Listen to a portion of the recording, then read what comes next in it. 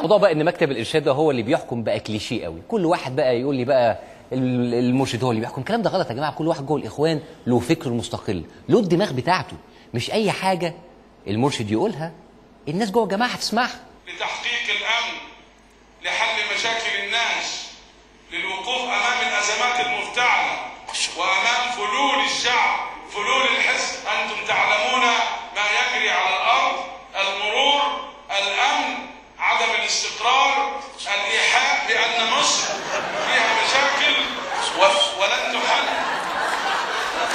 هذا الامر كله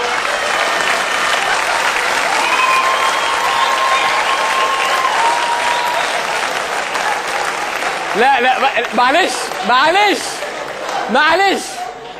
معلش انتوا عارفين بقى دي ليله افلام ومتعه مع الفيديو ده تاني. الله يخليكم فيديو تاني. لتحقيق الامن، لحل مشاكل الناس، للوقوف امام الازمات المفتعله وامام فلول الشعب، فلول الحزب. انتم تعلمون ما يجري على الارض، المرور، الامن، عدم الاستقرار، الايحاء بان مصر فيها مشاكل ولن تحل.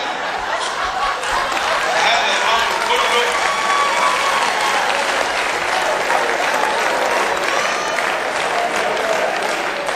هو مرسي ما سمعوش، بس امه لا اله الا الله كلها سمعته.